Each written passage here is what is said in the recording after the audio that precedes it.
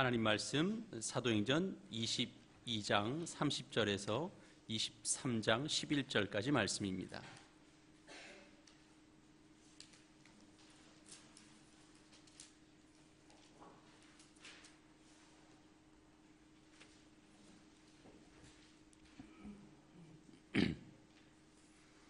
신약성경 228페이지 사도행전 22장 30절에서 23장 11절까지 말씀 제가 봉독하겠습니다.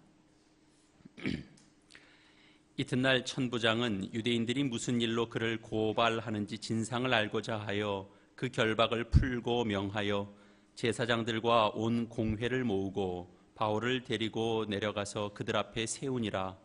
바울이 공회를 주목하여 이르되 여러분 형제들아, 오늘까지 나는 범사의 양심을 따라 하나님을 섬겼노라 하거늘 대제사장 아나니아가 바울 곁에 서 있는 사람들에게 그 입을 치라 명하니 바울이 이르되 회칠한 담이여, 하나님이 너를 치시리로다. 내가 나를 율법대로 심판한다고 앉아서 율법을 어기고 나를 치라 하느냐 하니 곁에 선 사람들이 말하되 하나님의 대제사장을 내가 욕하느냐. 바울이 이르되 형제들아, 나는 그가 대제사장인 줄 알지 못하였노라. 기록하였으되 너의 백성의 관리를 비방하지 말라 하였느니라 하더라. 바울이 그중 일부는 사두개인이요 다른 일부는 바리새인인 줄 알고 공회에서 외쳐 이르되 여러분 형제들아, 나는 바리새인이요 또 바리새인의 아들이라. 죽은 자의 소망 곧 부활로 말미암아 내가 신문을 받노라. 그 말을 한즉 바리새인과 사두개인 사이에 다툼이 생겨 무리가 나누어지니 이는 사두개인은 부활이 없고 천사도 없고 영도 없다 하고 바리새인은 다 있다 함이라. 크게 떠들새 바리새인 편에서 몇 서기관이 일어나 다투어 이르되 우리가 이 사람을 보니 악한 것이 없도다. 혹 영이나 혹 천사가 그에게 말하였으면 어찌하겠느냐 하여 큰 분쟁이 생기니 천부장은 바울이 그들에게 찢겨질까 하여 군인을 명하여 내려가 무리 가운데서 빼앗아 가지고 영내로 들어가라 하니라. 그날 밤에 주께서 바울 곁에 서서 이르시되 담대하라. 내가 예루살렘에서 나의 일을 증언한 것 같이 로마에서도 증언하여야 하리라 하시니라. 아멘. 사도 바울은 이미 19장 21절에서 예루살렘으로 내가 가게 될 것이다 이제 작정을 하고 거기에 덧붙여서 이런 말을 했어요. 내가 거기 갔다가 후에 로마도 보아야 하리라. 그러니까 결국은 사도 바울은 그 가진 작정 그리고 하나님께서 부어주신 그 마음 그리고 그 소원대로 사도 바울은 로마까지 가게 됩니다. 우리가 사도행전의 내용의 결론 부분을 이제 아는 사람들이라면 사도 바울이 로마까지 가게 되었다라는 사실을 우리는 알고 있습니다. 바로 이 오늘 본문은 바로 사도 바울이 로마까지 가게 되는데 이제 그 결정적인 과정들을 밟고 있는 그런 대목이 됩니다. 유대인들의 위협이 있고 또 유대인들이 고소하고 있고 천부장 로마 군대의 천부장을 통하여 사도 바울이 변론할 수 있는 그런 기회도 가졌습니다. 거기에는 로마 시민이었다라고 하는 시민권을 가진 것이 또 한 몫을 했죠. 그래서 정식 재판을 받는 그런 과정에 그가 겪게 됩니다. 여기 이제 앞선 22장의 내용도 마찬가지입니다만 중요하게 이 세 부류의 사람들이 등장하고 있습니다. 사도 바울이 그렇고요. 그리고 유대인들이 등장하고 있고 그리고 천부장으로 대표되는 로마 관료가 등장합니다. 사도 바울은 믿음을 가지고 그가 소신 있게 그리고 상황들을 대처해 가고 있습니다. 유대인들은 공격하죠. 무리하게 공격하고 있습니다. 위협을 가해가고 있습니다. 그런 사람의 모습들로 보여집니다. 로마 관료인 천부장은 상대적으로 보면 약간 객관적인 입장에 있어요. 이성적으로 판단하려고 하고 그리고 자기가 담당하고 있는 지역 내에서 분란이 일어나면 안 될 것 같다라는 생각 때문에 한 걸음 떨어져 나와서 이성적으로 들여다보고 있습니다. 그래서 필요하면 변론의 기회도 주고 있습니다. 그것이 이제 30절 말씀입니다. 이튿날 천부장은 유대인들이 무슨 일로 그를 고발하는지 진상을 알고자 하여 그 결박을 풀고 명하여 제사장들과 온 공회를 모으고 바울을 데리고 내려가서 그들 앞에 세우니라. 이제 바울이 그 상황 속에서 변론을 하게 됩니다. 23장 1절과 2절 말씀 이어서 보시죠. 바울이 공회를 주목하여 이르되 여러분 형제들아, 오늘까지 나는 범사에 양심을 따라 하나님을 섬겼노라 하거늘 대제사장 아나니아가 바울 곁에 서 있는 사람들에게 그 입을 치라 명하니.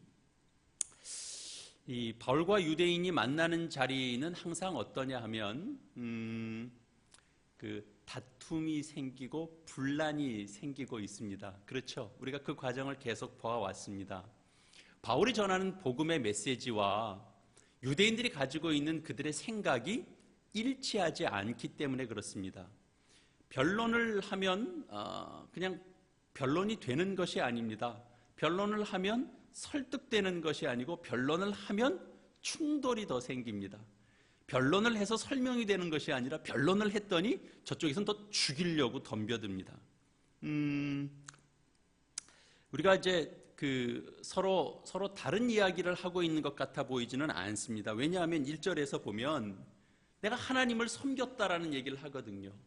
유대인들이 누굽니까? 유대인들 하나님 섬기는 사람들입니다. 사도 바울은 내가 다른 신을 섬기는 게 아닙니다. 내가 하나님 섬기는 자다. 내가 양심을 따라 하나님을 섬겼다 그럽니다. 서로 같은 얘기겠습니까? 다른 얘기가 아니죠. 유대인들도 하나님을 섬긴다 하고 사도 바울도 하나님을 섬긴다고 합니다. 그런데 충돌이 됩니다. 그런데 이제 생각을 해보면 이런 말이 사실은 상대방을 아주 미치게 만드는 얘기입니다. 서로 어떤 문제가 있을 때 이쪽에서 어려운 문제가 있는데 서로 시시비비를 가리다가 나는 정의를 가려주실 하나님을 나는 믿어. 하나님은 아실 거야. 그러면 상대방이 어떻겠어요? 그런 말에 이게 미치는 지경까지 가죠. 저게 어떻게 저런 말을 해? 그렇게 되죠. 똑같은 하나님을 이야기하는데. 그러니까 바울과 유대인의 만남에는 서로 어떤 성격의 다른 부분들이 있어요. 바울은 지금 복음을 드러내려고 하고 있어요. 복음이 무엇인지, 이 땅에 전해진 좋은 소식, 율법 외에 하나님의 의가 나타난 복된 소식, 율법에 갇혀서 우리가 진정 하나님의 하나님 되심을 바라보지 못했던 걸 예수를 통해서 알게 된 진정한 복음, 그것이 무엇인지를 지금 이야기하려고 해요. 유대인들은 시종일관 무엇에 매여 있냐 하면 우리가 옳다, 너는 틀렸다, 옳고 그름의 문제에 갇혀져 있어요. 뭐가 진리고 뭐가 도대체 생명인가 하는 것을 찾기보다는 너는 지금 우리가 갖고 있는 이 율법의 전통 속에서 보면 너는 틀리다, 맞다, 우리가 맞다, 너는 다른 이야기하고 있다, 성경에 없는 얘기, 우리 전통에 없다, 그 얘기를 지금 하고 있다고요. 그러니까 이런 대화 속에서 보면 우리도 보통 그러죠. 누가 이야기를 하고 하면 누가 옳은가, 누가 그른가, 우리가 늘 그런 입장에 서게 됩니다.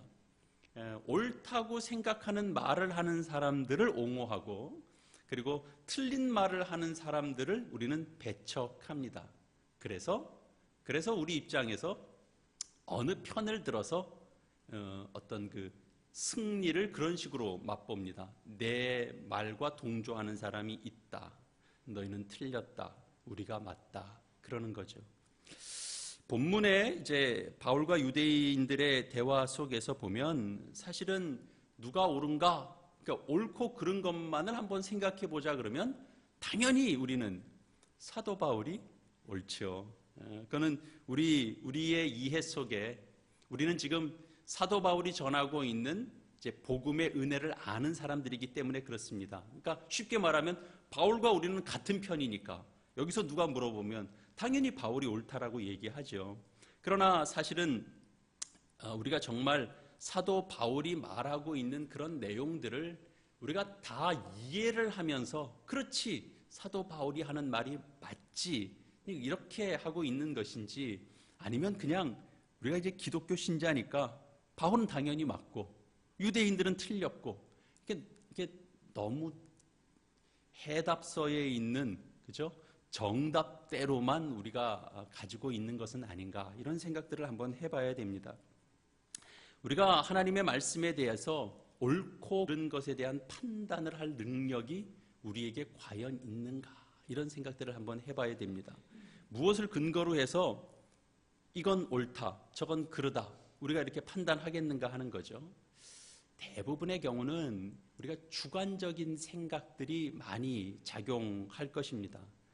성경을 두고 얘기하는데도 주관적인 해석들이 들어와서 이 말이 옳고 너희는 틀리다, 이렇게 되는 경우들이 상당히 많죠. 종종 우리가 겪게 되는 일들입니다.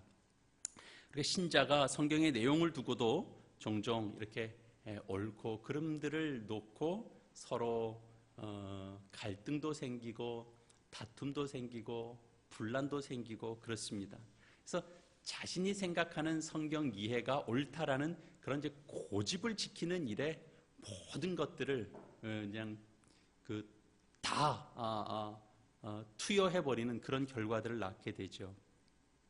성도의 대화 속에서는 분명 우리가 그리스도의 은혜가 뭔가라는 것을 우리가 서로 나눌 수 있어야 됩니다. 어떤 상황, 어떤 정황에서도.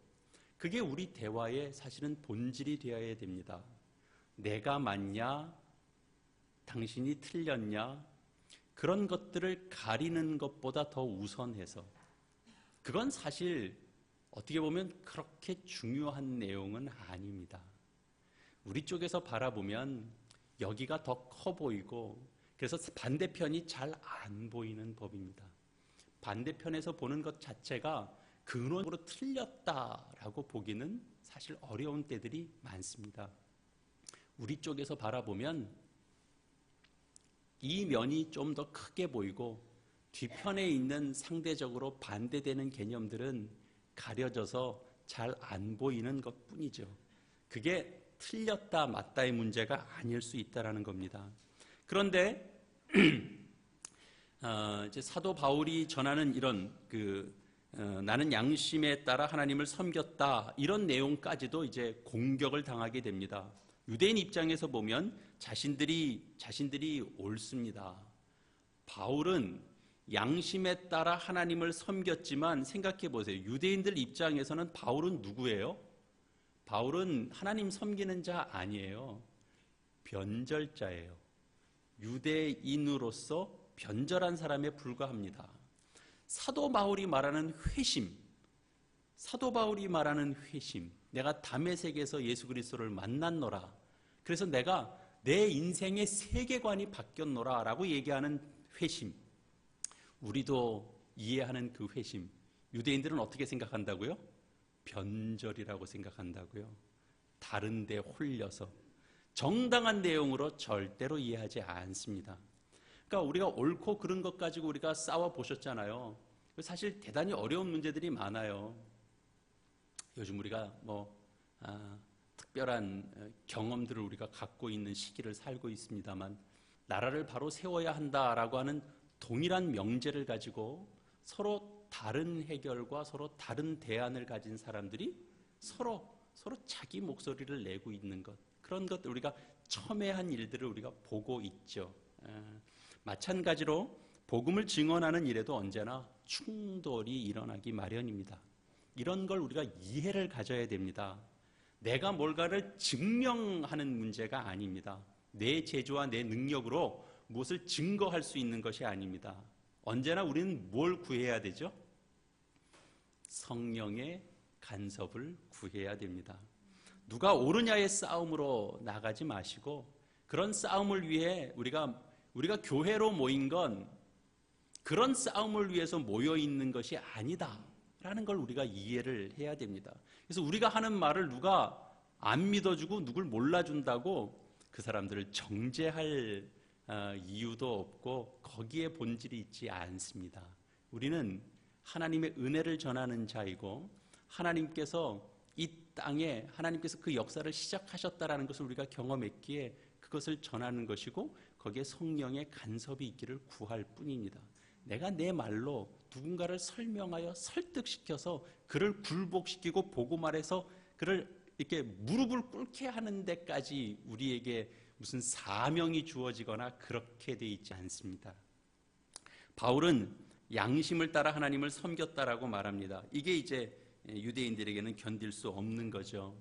그러니까 이제 그런 부분들 속에 사실은 그 사도 바울이 얘기하는 이런 내용들은 창조주 하나님 앞으로 우리가 함께 좀 나가자 이런 것들을 독려하고 있는 그런 차원입니다. 여기에 이제 그 입을 치라 그러니까 바울이 회칠한 다음에 하나님이 너를 치시리로다 이렇게 이제 얘기를 하고 이런 부분들이 등장하고 있는데 여기에 있는 이런 내용들 속에서 이제 바울이 4절에 보면 하나님의 대제사장을 내가 어떻게 욕하느냐 이제 이렇게 이제 얘기를 하죠. 하나님의 거룩한 제사장을 감히 내가 욕할 수 있는 것 그 너에게 없는 것 아니냐 이렇게 이제 얘기를 합니다. 사실은 이제 이 앞에 선 내용 속에 보면 사도 바울은 너희는 율법을 지킨다고 하면서도 율법에 의해서는 사실은 모든 것들이 죄가 드러나기 전에는 정죄하지 아니하도록 하는 이제 그런 율법을 너희가 가지고 있는 자인데도 불구하고 그 즉시 입을 치라라는 식으로 너희가 감히 얘기할 수 있느냐 지금 사도 바울이 그 얘기를 하고 있어요. 율법에 너희가 율법을 중요하다라고 여기는 자들이라면 모든 것에 있어서도 그 율법에 따른 너희들의 판단이 있어야 될 것 아니냐 지금 그 얘기를 하고 있는데 사람들은 갑자기 이제 프레임 자체를 바꾸는 거죠. 우리도 늘 그런 거 많잖아요. 우리도 늘 싸움이 일어나면 늘 그 프레임이 바뀌죠. 싸우다 보면 왜 싸웠는지 무슨 이유 때문에 싸웠는지 여기 지금 해결해야 될 문제가 뭔지 이런 건 이제 잊어버리고 너 왜 반말해? 내가 언제 반말했어? 당신이 먼저 아니 이제 네가 먼저 나한테 이 양반아 그랬잖아. 이 양반아가 무슨 뭐 반말이야 이러면서 이렇게 프레임이 바뀌어 버려요. 그래서 원래 해야 되는 본질은 잊어버리고 다른 싸움이 됩니다. 그래서 뭐 우리 다 잘 아는 것처럼 너 나이 몇 살이야? 이걸로 이제 다 가죠. 나이 몇 살로 이제 넘어가면 이제 앞에 있었던 내용은 이제 다 없어지는 겁니다. 예. 우리 뭐 요즘 뭐 잘 보잖아요. 이렇게 서로 다툼이 있다 보면 우리 이게 안 되고 야 나가면 이쪽에서도 야 그럼 어쭈 다 이제 그런 거 우리 지금 보고 있습니다.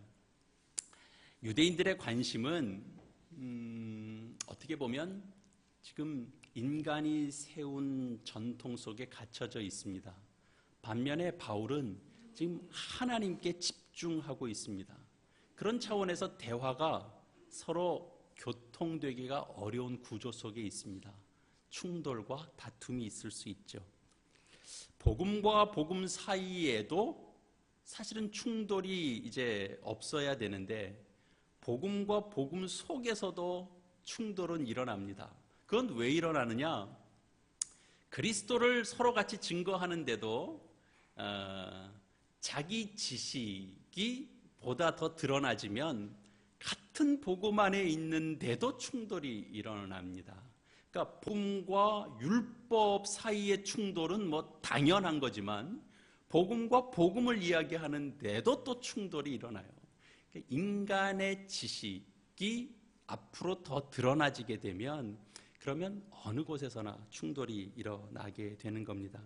신자는 우리가 예수님에 대한 동일한 생각을 갖고 그리고 서로 교통하고 서로 나누고 그리고 우리가 경험한 하나님에 대한 이해, 우리에게 찾아온 하나님의 손길 이런 것들을 이야기합니다. 예수 그리스도 안에서 성령의 역사 속에서 우리가 어떤 과정을 거쳐서 믿음을 갖게 됐고 교회에 이렇게 함께 모이게 됐는가 그런 것들을 우리가 함께 나누는 것이지 어떤 성경에 대한 획일화된 이해거나 하나님의 일하심에 대한 방법에 있어서 획일화된 어떤 방법으로 우리를 서로 확인하고 서로 증명하는 그런 관계로 모이는 것이 아닙니다. 우리는 각자 하나님의 특별한 하나도 같지 않는 방법으로 다 모이게 됩니다. 그게 예수 그리스도 안에 있는 하나님께서 은혜를 담아 주시는 그런 손길로서 우리가 함께 모여 있는 것이죠. 그래서 교회는 다양성과 통일성이 이게 아주 신비롭게 이렇게 함께 뭉쳐져 있습니다. 무엇을 더 많이 강조하는 것이 지혜롭지 못합니다. 하나님께서 신비롭게 그것을 교회 속에 담아놨습니다. 우리가 함께 같은 주를 고백하면서도 각자에게 하나님께서 찾아오신 은혜들이 서로 다를 수 있습니다. 그것들을 우리가 존중해 주는 것이죠. 지금 이제 사태가 다소 좀 묘하게 됐습니다. 근데 사도 바울이 그것을 수습을 합니다. 하나님의 대제사장을 네가 어떻게 욕할 수 있느냐 하니까 바울이 이르되 형제들아 나는 그가 대제사장인 줄 알지 못하였노라. 기록하였을 때 그의 백성의 관리를 비방하지 말라 하였느니라 하더라. 언뜻 생각해 보면 사도 바울이 변명하는 것처럼 읽혀지죠. 그리고 이 부분을 이렇게 굳이 이렇게 논리적인 설명을 막 끼워 맞추려고 하는 이제 그런 이제 설명들도 얼마든지 있을 수 있어요. 사도 바울이 대제사장쯤을 알아보지 못했겠느냐? 대제사장이 무슨 공회를 열 때 이게 이제 이를테면 정식이 아니거나 아니면 급하게 나왔거나 그러면서 대제사장의 의복을 갖추지 않고 나왔으니까 사도 바울이 못 알아봤을 것이다. 또는 사도 바울이 좀 눈이 나빴다고 그래요. 그래서 조금 사람을 알아보는데 좀 어려움이 있었다. 이제 그렇게 전해지니까 아마 그런 부분이 작용이 됐을 것이다. 그래서 일부러 이렇게 끼워 맞추려고 할 필요는 없을 것 같아요. 이건 하나의 그냥 해프닝입니다. 사도 바울이 얘기하려고 했었던 것은 그냥 해프닝인데, 근데 굳이 이제 누가가 이런 내용까지 기록한 이유는 바울이 그걸 수습하면서 뭐라고 그랬냐면 너희 백성의 관리를 비방하지 말라 했다. 그러니까 이미 그들이 갖고 있는 이제 율법의 전통 속에 보면 백성의 관리를 비방하지 말라고 그랬으니까 자기가 접는 겁니다. 내가 못 알아봤다. 내가 비방할 이유가 없다. 그래서 사도 바울은 지금 이제 누가가 이런 내용까지 이렇게 굳이 적는 건 유대인들이 그렇게 율법을 지킨다고 하지만 오히려 그들은 그때마다 이제 자신들이 더 등장하고 있고 드러나고 있고, 사도 바울은 그 순간순간 대처할 때도 그는 여전히 율법을 버린 자가 아니라 율법의 내용을 그대로 그가 받고 있고 존중하고 있고 그 안에서 지금 이제 하나님의 일하심을 보고 있는 자다라는 걸 이제 좀 더 강조하기 위해서 이런 내용도 누가가 특별하게 기록했다 이렇게 보여집니다. 그의 관리, 백성의 관리, 이를테면 대제사장 비방하거나 그러면 안 된다라는 내용을 내가 알기 때문에 오케이, 내가 잘 못 알아봤다 이렇게 이제 이야기하는 셈이죠. 그래서 대제사장을 향한 바울의 모욕 이런 일들은 이제 이어지는 내용에서 보면 대단히 복잡하게 얽힐 수 있는 정황인데 의외로 간단하게 해결됩니다. 바울이 자신의 입장을 이제 해명을 하는데 공회에 모여 있는 사람들 중에 한 부분은 사두개인이고 또 다른 한쪽 부류 중에는 바리새인들이 이제 함께 있는 겁니다. 이게 사내들인 이 공회 속에 두 파로 구성되어 있거든요. 이제 한쪽이 이제 바리새파, 한쪽이 사두개파 이런데 바리새파 사람들은 이제 종교적이죠. 좀 종교적인 성향들이 좀 강하고요.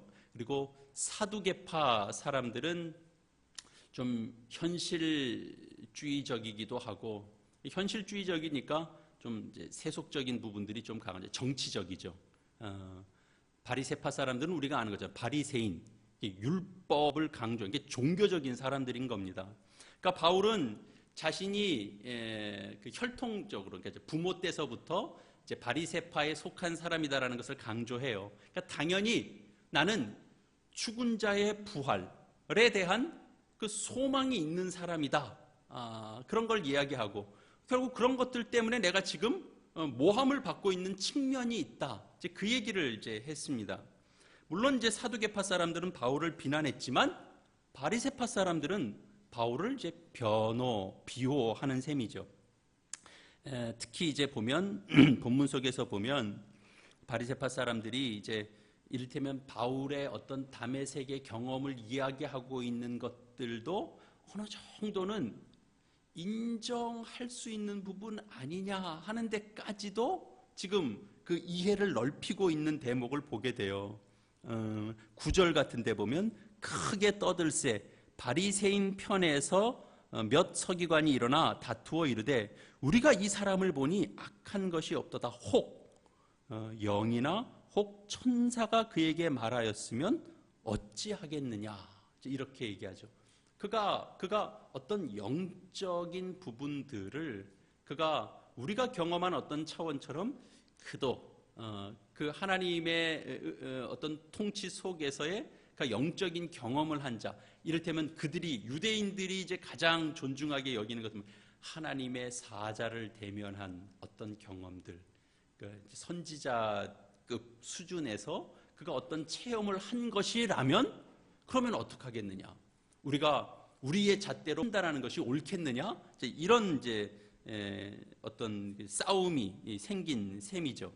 그러니까 지금 어떤 일이 벌어지고 있는 것이냐, 여러분들 아시겠죠? 바리새파 사람들과 사두개파 사람들의 입장이 서로 다른 그 속에서 바울을 신문하는 과정 속에 바울이 해명하는 내용 속에 서로 입장이 다르기 때문에 한쪽은 대단히 종교적인 측면이 강한 사람들이고 다른 한쪽은 대단히 정치적이고 현실적인 사람들이니까 서로 이해가 충돌돼서 어떻게 보면 그 안에 자중질환이 벌어지는 셈처럼 그렇게 지금 전개되는 것입니다. 이상한 일도 아니죠. 사람들이 있는 곳에는 어디나 다 이런 일들이 있습니다. 그렇죠? 서로 바울이라는 사람 요즘 시끄럽게 하는 사람인 것 같은데 한번 와서 재판을 한번 해보자. 그가 어떤 사람인지 들어보자. 그리고 처음엔 다 한 마음으로 모이지만 어느새 입장 차이에 따라서 서로 얼마든지 달라질 수 있는 겁니다.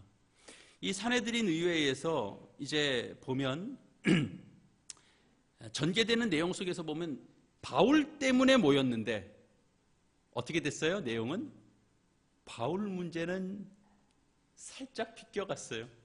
그래서 어떻게 됐냐?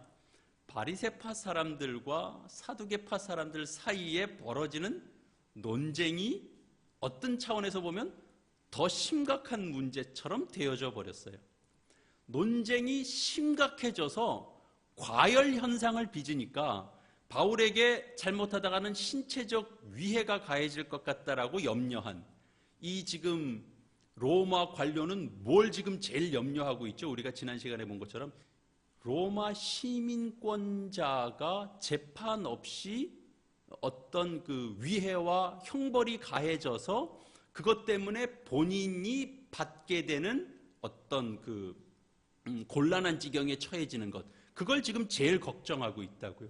그러니까 자기 입장에서 사도 바울을 사랑해서가 아니고 자기 입장에서 보니까 이 상황이 안 좋아졌어요. 그래서 이제 자기 병령으로 사도 바울을 이끌고 갑니다. 로마 관료가 상황들을 이제 정확하게 파악해서 신속하게 지금 일을 처리하고 있어요. 그 처리한 내용이 결과적으로 보면 어떻게 됐어요? 바울을 보호하는 입장이 됐고 바울을 위험 속에서 건지는 결과가 된 거예요. 하나님 일하시는 하나님의 역사 속에는 언제나 이런 역사가 있습니다. 그렇죠. 우리가 그 일을 주도하지 않습니다. 사도 바울이 위험한 지경에 빠지는 것도 사실은 그 안에 그 안에 함께 뜻을 모은 사람들이 그 안에서 얼마든지 자중질환이 일어날 수도 있고, 거기에 굳이 편들 이유도 없는 사람을 통하여 하나님께서 간섭하시기도 하죠. 희한합니다. 이런 걸 늘 우리가 성경 속에서 잘 볼 수 있어야 됩니다. 이렇게 우리가 성경 말씀 속에서 하나님께서 간섭하시는 일들 속에는 하나님 늘 이런 우리의 생각을 뛰어넘는 일들이 늘 있다라는 거죠. 우리의 예상과 다른 방향으로 하나님께서 일을 전개해 가십니다. 물론 우리가 생각했던 것과 다르게 어려움을 겪기도 합니다. 그러나 그 어려움을 또 하나님께서 해결해 갈 때 보면 그 내용의 본질이 설명되고 납득되어지는 것이 아니고 다른 방식에 의하여 하나님께서 일을 전개해 가시는 거죠. 그래서 반전이 있고 그런 차원에서 역전도 일어납니다. 그래서 성도는 어떤 상황에서도 우리가 미소를 잃지 않을 수 있습니다.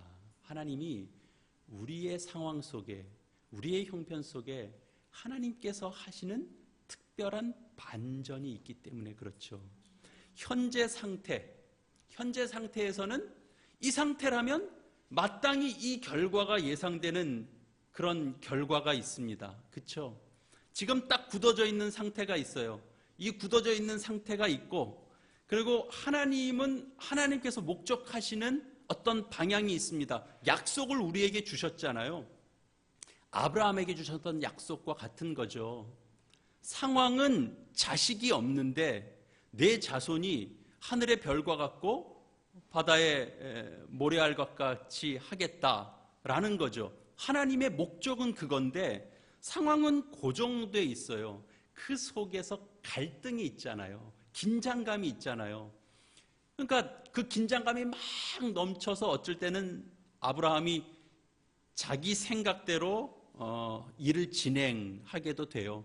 하나님 그거 아니다. 그리고 하나님의 목적대로 또 이끌어 가시죠. 이렇게 하면 맞나? 그러면 여기서 하나님의 뜻이 만들어지나? 하나님 그거 아니라 그러시죠. 그런 과정들이 있어요. 그리고 하나님은 하나님의 목적하신 대로 하나님께서 이끌어 가세요. 뜻밖의 일들이 우리 속에 일어나는데요. 우리가 당황할 필요는 없습니다. 우리는 사실은 오늘 눈 뜨고 일어나면 예상 못한 일들에 우리는 늘 당황합니다. 어제 당황하셨던 분들도 있을 거고요. 갑자기 그 말을 얘기하니까 이 개 프로그램이 갑자기 생각이 나는데 그런 거 말고 우리 늘 깜짝 놀라는 일들이 생깁니다. 그 속에서도 막 우리가 어떻게 하면 좋냐, 뭐 책임 묻고 떠넘기고 그러지 마시고요. 하나님은 이제 이런 일을 하나님이 어떻게 그 다음으로 하나님 목적을 가지신 분이다. 하나님이 목적을 다 이루시기 전까지는 절대로 포기하지 않으시는 거거든요. 욥기의 제일 중요한 명제는 뭔 줄 아세요? 욥기 여러분 이제 성경의 내용을 조금 아시는 분은 욥이 엄청난 고난을 당하죠. 근데 거기 조건에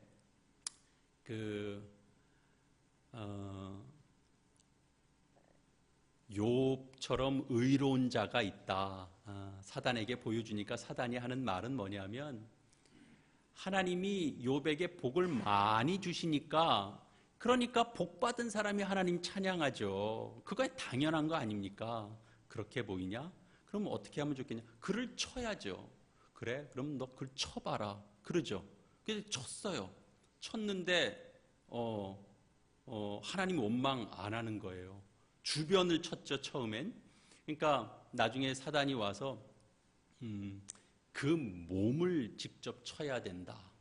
주변을 치는 걸로는 그가 하나님 원망하지 않을지 모르나 그 자신을 치면 분명히 하나님 원망할 거다. 그렇게 이제 얘기하죠. 그러니까 하나님께서 사단한테 허락을 해주시는 대목 여러분 기억나십니까? 그 몸을 쳐라. 단 목숨은 안 된다 그래요. 죽일 수는 없는 거예요. 그러니까 사단이 죽일 수 없는 건 욥 스스로도 자기 스스로는 죽을 수가 없는 존재인 거예요. 죽을 수는 없어요. 그게 하나님 목적이에요. 하나님의 목적을 이루시기 전까지는 욥은 죽을 수 없습니다. 그게 하나님이 딱 설정해 놓은 거예요. 그러니까 그걸 우리가 뭐 욥기에서 여러 이야기들이 많이 나옵니다만 정당하다라고 늘 얘기하는 사람들이 하는 말이 사실은 하나님 편에서 보면 그건 그렇게 그다지 추천해 줄 말이 아닌데 주변에서는 다 옳다고 하는 말들이 많다. 그런 거 뭐 우리가 배울 수도 있겠습니다만 중요하게 욥기를 생각하면 늘 그겁니다. 욥은 절대로 죽을 수 없는 존재로 딱 설정되어 있습니다. 하나님이 그를 통하여 목적을 이루실 때까지, 하나님이 그를 통하여 뜻한 것들을 이룰 때까지 하나님의 백성은 못 죽습니다. 안 죽습니다. 하나님께서 함께 하십니다. 그래서 우리가 기억해야 되는 것은 뭐냐면 우리가 뜻밖의 상황들이 일어날 때 우리가 이제 웃을 수 있어야 되고요. 그리고 그 일이 꼬이고 꼬일수록 반전은 더 극대화될 거다. 우리 그렇게 생각하셔야 됩니다. 어려운 일을 만나면 쉽게 해결돼도 감사합니다.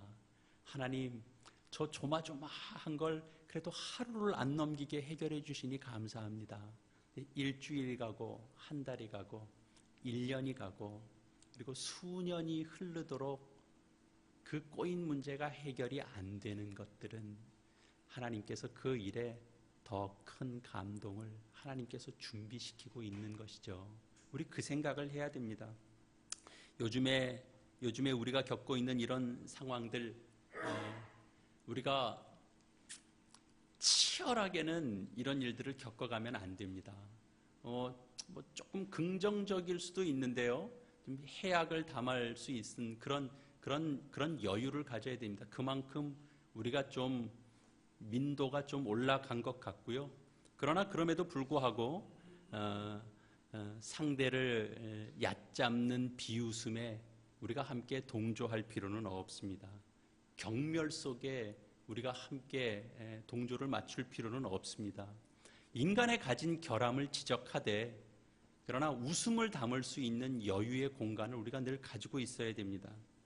교회는 세상 정치 문제에 깊이 관여하거나 주도적인 입장을 서지는 않습니다.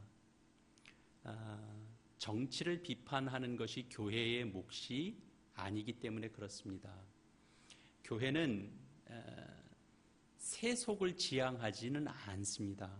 교회의 목표가 복지사회에 있거나 민주주의의 발전에 있거나 그렇지 않습니다. 교회는 하나님의 나라, 하나님의 통치를 소망합니다. 죽음이 생명으로 바뀌는 거기에 우리는 늘 주목합니다. 그래서 사람을 죽인 살인자에게서도 생명이 역사하는 일이 있다면 우리는 박수를 쳐주는 입장에 있는 겁니다. 그것이 아니면 우리는 다른 어떤 것보다 거기에 우리가 집중하게 되는 거죠. 그래서 교회는 교회 나름대로의 고유한 방식으로 이 생명이 만들어지고 생성되는 것들에 우리는 주목하게 됩니다. 그래서 교회는 예배를 이야기하는 거고요. 세상이 아무리 혼란스러워도 예수 믿는 사람들은 예배를 이야기하고 기도를 이야기하고 찬송을 이야기하고 그리고 성찬식을 행하고 그리고 오늘도 예수를 믿는다고 고백하는 자들에게 세례를 주고 교회는 그 사역들을 계속해 가는 겁니다. 물론 세상이 정말 뭐라 그럴까요? 이렇게 정말 말도 안 되는 상황들이 이제 된다면 그리고 그것들이 일종의 어떤 폭력의 수준에 이르렀다라고 하면 교회도 얼마든지 같이 해야 되겠죠. 우리는 그러나 모든 일에 그 깊은 고민과 생각을 해야 됩니다. 교회가 앞다퉈서 나서지 않는 이유는 이 세속 권력이 가지고 있는 어떤 부당함에 대한 어떤 힘의 작용, 이런 것들을 몰라서가 아니고, 그런 것들까지도 다 뚫고 역사하시는 하나님의 역사가 있다라는 걸 우리는 보는 자들이기 때문에 그렇습니다. 소동이 일어나지만 그걸로 그냥 끝나지 않는 것, 아무리 어려운 정황 속에서도 하나님이 일하시는 것, 하나님이 길을 내시는 것, 그리고 그런 것들을 통하여 우리를 유익되게 하시는 하나님의 손길이 있다는 걸 우리는 보아야 합니다. 오늘 본문은 당장 큰일이 일어날 것처럼 분위기가 진행되지만 일순간에 다른 분위기로 전환돼 버렸습니다. 바울은 이제 주님의 말씀에 의하여 로마로까지 가게 되는 어떤 일이 확보되는 그런 정황입니다. 거기서 일이 끝나지 않습니다. 로마로까지 가야 되는 소원이 있었고 하나님이 그 마음을 주셨고, 하나님의 목적은 바울이 로마까지 가는 겁니다. 하나님이 간섭하시죠. 거기서 벗어나게 해 줍니다. 우리가 이런 상황들 속에서 우리는 이제 그날 밤에 11절, 주께서 바울 곁에 서서 이르시되 담대하라, 내가 예루살렘에서 나의 일을 증언한 것 같이 로마에서도 증언하여야 하리라.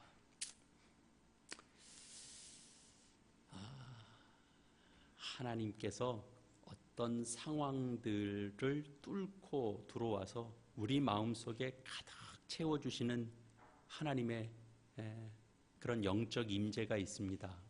말씀을 생각하게 합니다. 붙들게 합니다.